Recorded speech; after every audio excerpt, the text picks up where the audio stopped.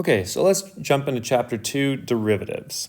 In chapter 1, we saw that we could find the slope of a tangent line at any given point, or the instantaneous velocity at any given time, or any rate of change in any other context by finding the limit in the form the limit as h approaches 0 of f of a plus h minus f of a over h. This type of limit is so common and occurs in so many situations that it has a special name. We call that a derivative. We find the derivative function of f of x using the formula f prime at x is equal to the limit as h approaches 0 of f of x plus h minus f of x over h, only if the limit exists. We are evaluating the derivative for a certain value when x is equal to a, then the formula becomes f prime at a is equal to the limit as h approaches 0 of f of a plus h minus f of a over h, or f prime at a is equal to the limit as x approaches a of f of x minus f of a over x minus a. Note that this would result in a numerical answer, and we call that the differential coefficient of f of x at x is equal to a. Using the above principles to attain either the derivative or differential coefficient is said to be differentiating from the first principles, which is just using our h formula.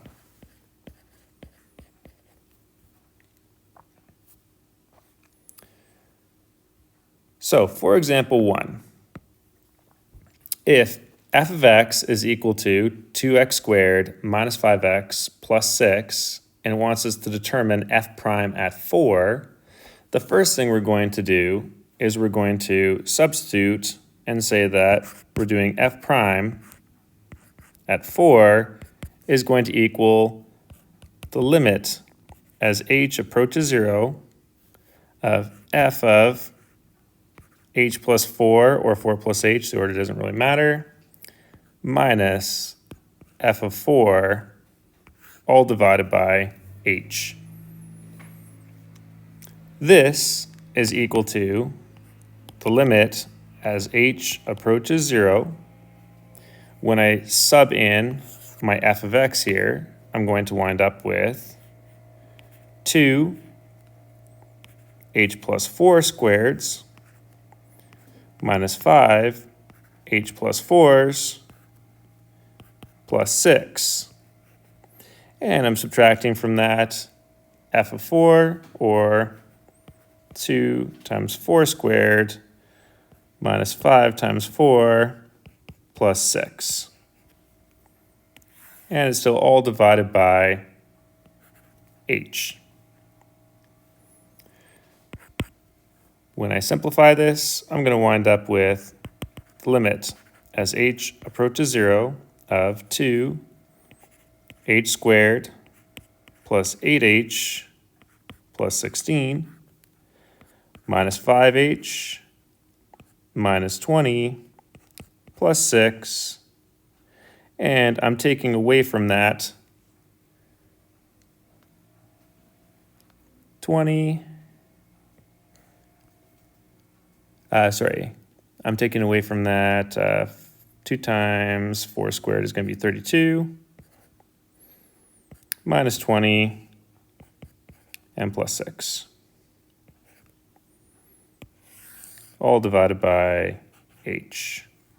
Or, the limit as h approaches 0, I have 2h squareds, I have 16 h's, I have positive 32, negative 5h, negative 20, plus 6, negative 32, positive 20, and minus 6, all over h. Now, in the last unit, we did this multiple times, and we should find that we can cancel out any variable that does not include an h. So I have a positive 32, a negative 32, a negative 20, a positive 20, a positive 6, a negative 6. And I can actually combine those two h values.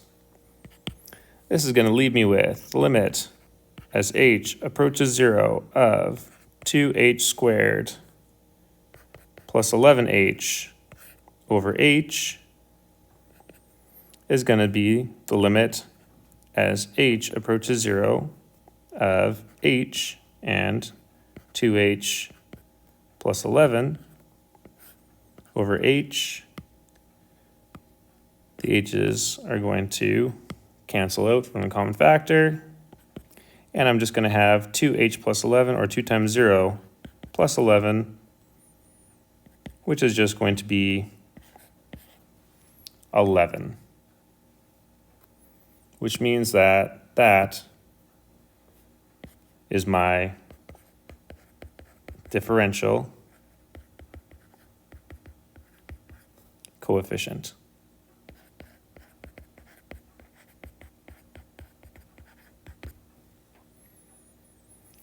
This also means, when I've fully simplified it, that f prime at 4 would equal 11.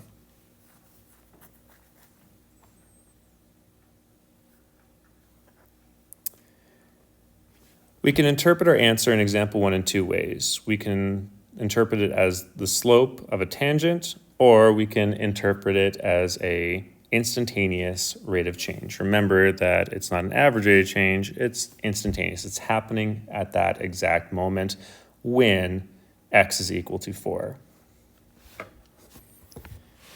If we're using the first principles to determine the derivative of f of x is equal to x squared minus 3x at any number for a, and then using it to calculate the slopes of the tangents to the parabola y is equal to x squared minus 3x when x is equal to 1, 2, 3, or 4,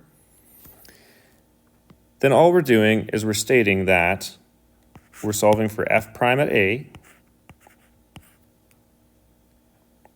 and this is equal to the limit as h approaches 0 of f of a plus h minus f of a divided by h. Now, remember, if you said h plus a instead of a plus h, it's not going to change your answer at all. It works the exact same way. This is going to be the limit as h approaches 0 of, when I do the first part, I'm taking h plus a squared minus 3 h plus a, and then subtract from that my a squared minus 3a. And it's all over h. This is going to give me the limit as h approaches 0 of h squared plus 2ah plus a squared minus 3h minus 3a minus a squared and plus 3a, all divided by h. And if we remember our rules, we should be able to cancel out the positive a squared, negative 3a, positive 3a, and all we're left with is the terms that include h.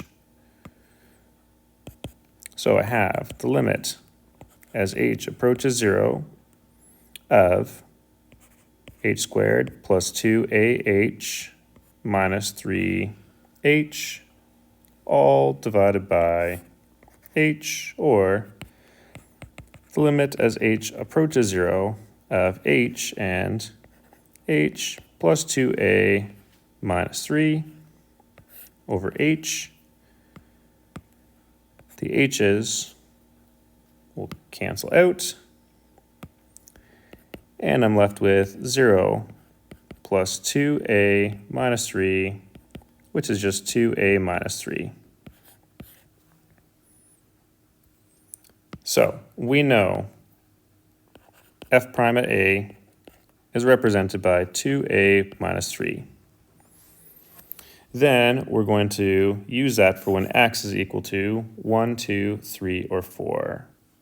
So I'm going to say that the first possibility is that x is equal to 1, which means that f prime at 1 is going to equal 2 times 1 minus 3, or negative 1.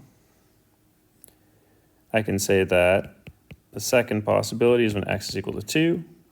So f prime at 2 is going to equal 2 times 2 minus 3, which is equal to positive 1. For example 3, we're using x is equal to 3. So f prime at 3 is equal to 2 times 3 minus 3, which is equal to